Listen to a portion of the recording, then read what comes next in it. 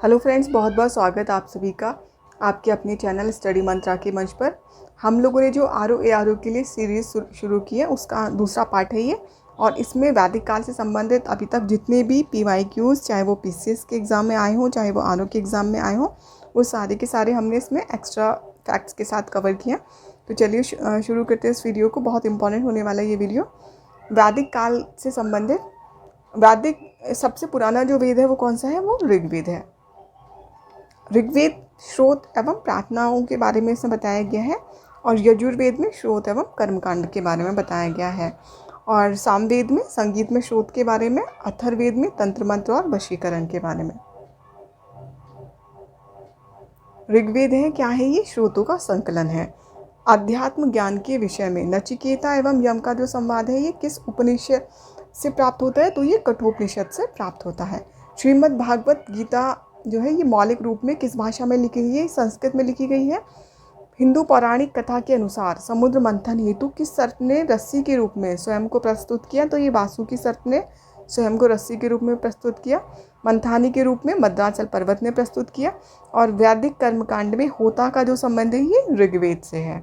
आर्य संस्कृत भाषा का जो शब्द है, मतलब आर्य जो है ये संस्कृत भाषा का शब्द है, और जिसका शाब्दिक अर्थ क्या होता है? श्रेष्ठ या फिर कुलीन। वेद त्रयी कहा जाता है, किसको कहा जाता है? तो ये ऋग्वेद, यजुर्वेद और सामवेद को कहा जाता है। इसमें अथर्ववेद शामिल नहीं होता है। बाकी तीनों वेद त्रयी में शामिल होते हैं। वर्ण शब्द का जो उल्लेख है ये सर्वप्रथम ऋग्वेद में हुआ है, और सर्वप्रथम शूद्र शब्द का जो ये मिलता है ये ऋग्वेद के दशम मंडल के पुरुष सूक्त में मिलता है। ऋग्वेद में कुल 1028 सूक्त हैं, और इसमें मंडल जो है ये 10 मंडल हैं। किस वेद में तंत्र मंत्र और वशीकरण के संदर्भ में साक्ष्य प्राप्त होते हैं? तो ये अथर्ववेद से प्राप्त होते हैं। उपनिषद आधारित है, ये दर्शन पर आधारित पुस्तकें हैं। ऋग्वैदिक काल में सर्वाधिक महत्व था तो ये सिंधु नदी का था, और ऋग्वेद में इसका सर्वाधिक बार उल्लेख हुआ है। नैतिक व्यवस्था का प्रधान माना गया है, ये वरुण देवता को माना गया है। और वैदिक देवताओं का जो पुरोहित है ये बृहस्पति देवता को माना गया है। किसी ने आर्यों का आदि देश उत्तरी ध्रुव माना? तो ये बाल गंगाधर तिलक ने माना। दसरा जो युद्ध था ये परुष्णवी नदी के किनारे पर, जिसे आधुनिक मतलब जो रावी नदी है इससे माना जाता है, यहाँ पर हुआ था।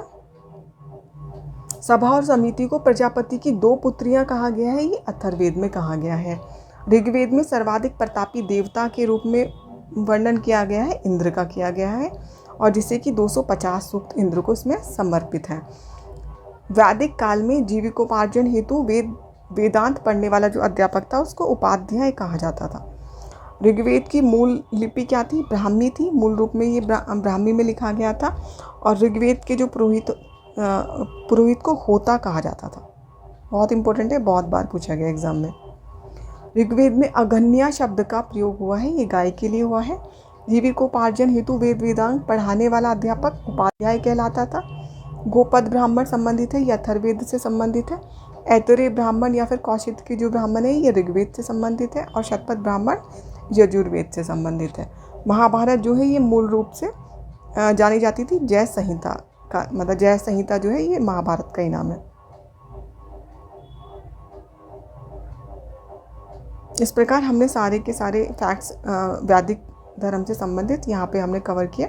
वीडियो समाप्त होता है। Thank you so much. अगर आपको इस तरह की वीडियोस चाहिए तो आप लोग चैनल को सब्सक्राइब कर सकते हैं, और वीडियोस को लाइक कर सकते हैं। अपने दोस्तों के साथ भी ज़्यादा से ज़्यादा शेयर करें। Thank you.